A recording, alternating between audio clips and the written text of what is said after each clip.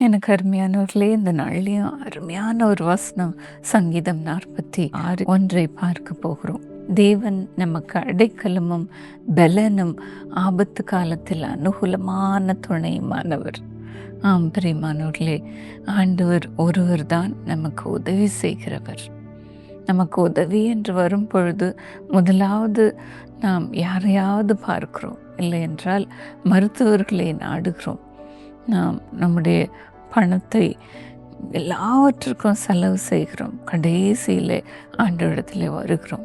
அப்படித்தான் 12 ஆண்டுகள் பெரும்பாடுள்ள அந்த ஸ்திரீ பணத்தை எல்லாம் மருத்துவர்களிடத்திலே செலவழித்த பிறகு இயேசு வருகிறார் என்று கேள்விப்பட்டு எவ்வளோ கூட்டம், திரளான கூட்டம் இருந்தாலும் இயேசுவுக்கு பின்னாக மெதுவாக வந்து அவருடைய வஸ்திரத்தின் ஓரத்தை தொட்டாள்.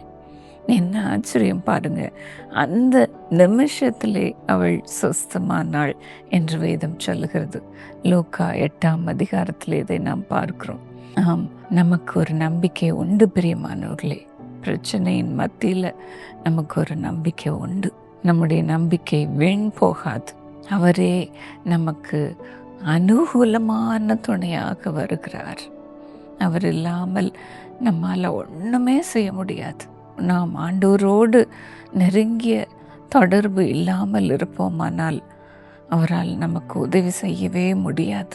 நாம் தனிமையில் இருப்பது போல உணர்வோம். ஆனால் இங்கு ஆண்டவர் என்ன சொல்லுகிறார்? தேவன் நமக்கு அடைக்கலமும் பலனுமாக இருக்கிறார் என்று. ஆண்டவர் எப்படி முதலாவது அடைக்கலமாக இருக்கிறார்?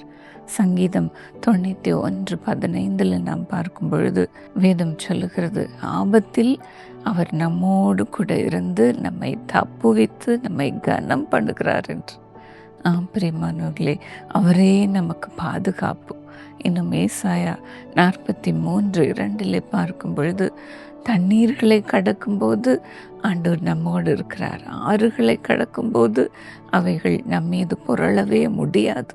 நாம் அக்கினியில் நடக்கும்போது வேகாதிருக்கிறோம். அக்கினி ஜுவாலை நம் மீது பற்றாதபடி பாதுகாப்பாய் நம்மோடு இருக்கிறார். நம்ம பக்கத்தில் 1000 பேர் விழுந்தாலும் 10,000 பேர் விழுந்தாலும் அது நம்மை அணுக முடியாது பிரியமானவர்களே. ஏனென்றால் நம்முடைய ஆபத்திலே ஆண்டவர் நம்மோடு இருக்கிறார். நம்முடைய கஷ்டத்தில் ஆண்டவர் நம்மோடு இருக்கிறார். அவரே நமக்கு அடைக்கலம், அவரே நமக்கு பாதுகாப்பு.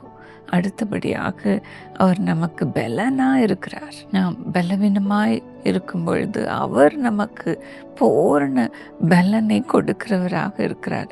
இதை நாங்கள் அநேக நேரங்களிலே உணர்ந்திருக்கிறோம். நாங்கள் சில நேரம் குடும்பமாக இப்படி பேசி கொண்டிருப்போம். இவ்வளோ போராட்டம் இருக்குது, எப்படி அதை நம்ம மேற்கொள்ள போகிறோமோ தெரியலையே என்று சொல்லி கொண்டிருப்போம். பேசி முடித்து விட்டு குடும்பமாக ஜெபிக்கிற அந்த வேளையில் ஆண்டவர் சொல்வார், என் கிருபை உனக்கு போதும். அப்படி என்றால் உன் பலவீனத்தில் என் பலன் பூரணமாய் விளங்கும், நான் உன்னை தப்புவிப்பேன் என்று சொல்வது போல் இருக்கும். பிரியமானவர்களே, அவர் கிருபை உங்களுக்கு போதுமானதாக இருக்கும். நீங்கள் தைரியமாக சொல்லலாம், கர்த்தர் எனக்கு பலனாக இருக்கிறார் என்று, கர்த்தர் எனக்கு துணையாக இருக்கிறார் என்று. அதைத்தான் பக்தன் சொல்கிறான் எபிரேயர் 13:6, கர்த்தர் எனக்கு சகாயர், நான் பயப்படேன், மனுஷன் எனக்கு என்ன செய்வான்? பிரியமானவர்களே, எப்படி அவர் நமக்கு சகாயராக இருக்க முடியும்? எப்படி பலனாக இருக்க முடியும்? பரிசுத்த ஆவியானவர் தான் அந்த பலனை கொடுக்கிறார். வேதம் சொல்லுகிறது, அவரே நமக்கு தேற்றரவாளனாக நமக்குள்ளே இருக்கிறார் என்று. நாம் கஷ்டப்படும் பொழுது ஆவியினாலே நிரம்பிக் கொள்வோம். அவர் கொடுக்கிற பாஷையினாலே பேசிக்கொண்டே இருப்போம். கஷ்டம் வரும்பொழுது நம்மால் ஜெபிக்கவே முடியாது. நம்முடைய பலத்தை கொண்டு ஜெபிக்கவே முடியாது. அந்த நேரத்தில் ஆவியினால் நிரம்பிக்கொள்வோம். அவருடைய பரலோக பாஷைகளை பேசிக்கொண்டே இருப்போம். அப்பொழுது ஆண்டவருடைய பலன் உங்கள் மீது வருவதை கட்டாயம் உணர்ந்து கொள்வீர்கள். அவரே உங்களுக்கு அனுகூலமான துணையாக வருவாராக. ஆண்டவரே, முது பிள்ளைகளை இந்த நாளில் நிரப்போப்பா, நான் தான் உனக்கு துணை என்று சொல்லியிருக்கிறீர். அனுகூலமான துணை. ஆண்டவரே உமது பிள்ளைகளை இப்பொழுதும் நிரப்பும், நிரப்பும். துணையாளரே நிரப்பும், நிரப்பும். ஆண்டவரே எனக்கு யாரும் இல்லை என்று அவர்கள் சொல்லக்கூடாது. நீர் இருக்கிறீரப்பா, நீர் இருக்கிறீர். அவர்களுக்கு சகாயராக இருக்கிறீர், அவர்களுக்கு அடைக்கலமாக இருக்கிறீர், அவர்களுக்கு பலனாக இருக்கிறீர். இப்பொழுதும் நிரப்போப்பா, நிரப்பும், நிரப்பும், நிரப்பும். ஆண்டவரே இதே போல எவ்வளோ வருஷமாக இரத்த போக்குனாலே பாடுபடுகிற ஒவ்வொருவரையும் தொடுவீராக. உடைய பலன் இறங்குவதாக, உடைய சுகம் இறங்குவதாக. இப்பொழுது உடைய ஜீவன் அவர்களை நிரப்பட்டோப்பா, தொட்டு சுகமாக்கும். அவர்களுக்கு ஒரு அற்புதம் இப்பொழுது நடக்கட்டும், நடக்கட்டும், நடக்கட்டும். பிள்ளை வயிற்றுல உருவாகி உருவாகி அழிந்து போகிறது என்று அவர்கள் சொல்லக்கூடாதப்பா. தொட்டு சுகமாக்கும். இந்த வேண்டாத இரத்த போக்குகள் எல்லாம் இன்றைக்கு நின்று போகட்டும்ப்பா, நின்று போகட்டும். ஒரு அற்புதம் நடக்கட்டும், நடக்கட்டும், நடக்கட்டும். ஆண்டவரே அதே போல பாடுபடுகிற ஒவ்வொருவரையும் உடைய கரத்தில் ஒப்பு கொடுக்கிறேன். பிரெயின் ஹேமரேஜ் இருக்கிறவர்களையும் தொட்டு சுகமாக்கும்ப்பா, சுகமாக்கும். ஆண்டவரே இன்னும் காதுகளிலே வடிகிற அந்த சீழில் இருந்து அவர்களுக்கு விடுதலை தாரோப்பா. இன்றைக்கு ஒரு சுகம் கிடைக்கட்டும்ப்பா, கிடைக்கட்டும்.